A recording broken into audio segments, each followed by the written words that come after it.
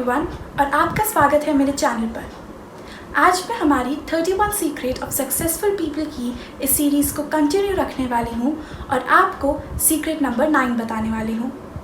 ये वीडियो काफ़ी इंटरेस्टिंग और इन्फॉर्मेटिव होने वाला है, इसलिए इस वीडियो को लास्ट तक ज़रूर देखिएगा। और अगर आपने मेरे प्रीवियस वीडियोज़ नहीं देखे तो पहले उन्हें देख लीजिए और उसके बाद इस वीडियो को देखिएगा। तो चलिए इसी के साथ शुरू करते हैं।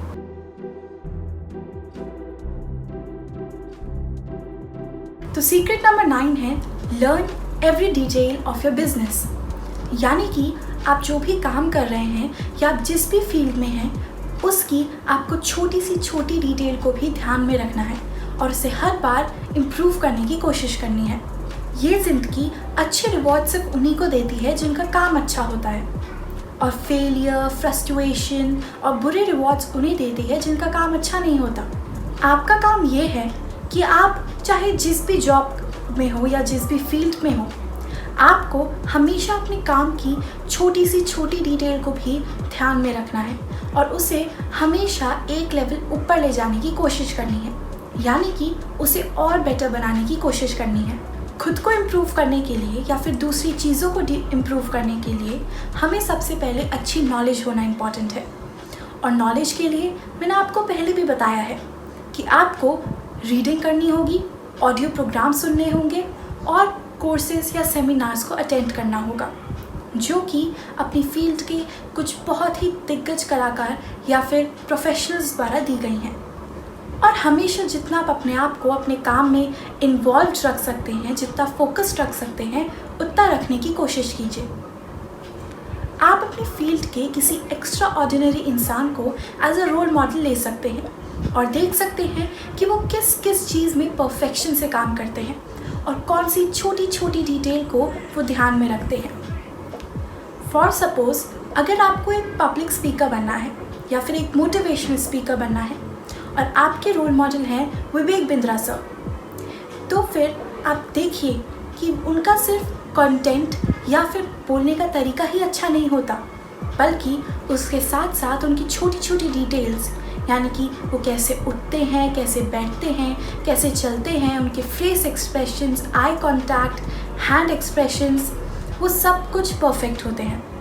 वैसे ही चाहे आपको जो भी कुछ बनना हो, आप छोटी सी छोटी डिटेल का भी ध्यान रखिए और देखिए कि आप उन्हें और बेटर कैसे बना सकते हैं, उन्हें इम्प्रूव कैसे कर सकते हैं और दूसरों के लिए और अपीलिंग कैसे कर सकते हैं। जो इंसान एकदम परफेक्शन से काम करता है और छोटी सी छोटी डिटेल को भी अच्छे से करता है, उसका काम हमेशा बेस्ट होता है और हमेशा परफेक्शन से होता है। इसलिए वो अपनी फील्ड में अच्छी खासी पोजीशन पे भी आ जाता है और अच्छा कमाने भी लग जाता है। तो चलिए मैं आपको एक और एग्जांपल देती हूँ। अगर आप सेल्स में हैं या फिर आप अगर सेल्स पर्सन बनना चाहते हैं, तो क्या आप जानते हैं कि जो दुनिया के टॉप 20 सेल पर्सन होते हैं उनकी इनकम उनके बिलो 80% से लगभग 60% ज़्यादा होती है, और उनके ऊपर जो बाकी 10% होते हैं उनकी तो उनसे भी ज़्यादा होती है, और टॉप 3% की तो सबसे ज़्यादा होती है। अब आप देख रहे हैं कि इनकम में भी कितनी वैरायटी आ जाती है, पर ये वैरायटी किस लिए? ये वैरायटी इसलिए आती है क्योंकि जो टॉप 10% होते हैं, टॉप 20% होते हैं, उनके काम की क्वालिटी भी बेटर होती है, वो ज़्यादा परफेक्शन से काम करते हैं, और उनके बिलो उन 80% को इसलिए कम सैलरी मिलती है क्योंकि उनका काम इतना अच्छा नहीं होता, इतने परफेक्शन से नहीं होता।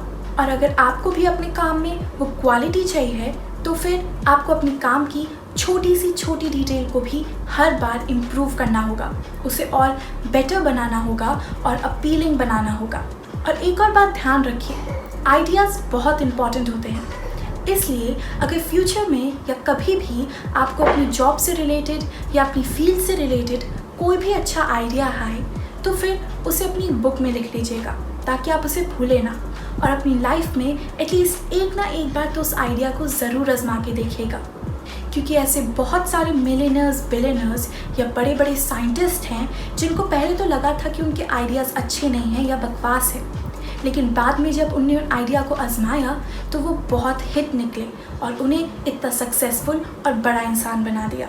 इसलिए आइडियाज़ को बस यूँ ही जाने मत दीजिए, जब भी आपको नया आइडिया आए तो उसे लिख ज़रूर लीजिए और एटलीस्ट एक ना एक बार अपनी लाइफ में ज़रूर ट्राई करिए।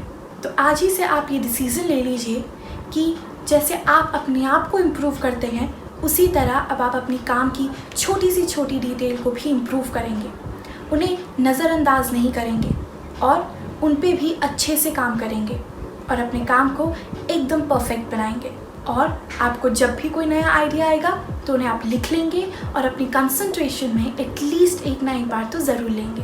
तो ये था हमारा आज का वीडियो। अगर आपको वीडियो अच्छा लगा तो इस वीडियो को लाइक कर दीजिएगा, मेरे चैनल को सब्सक्राइब कर दीजिएगा और वो बेल आइकन भी दबा दीजिएगा।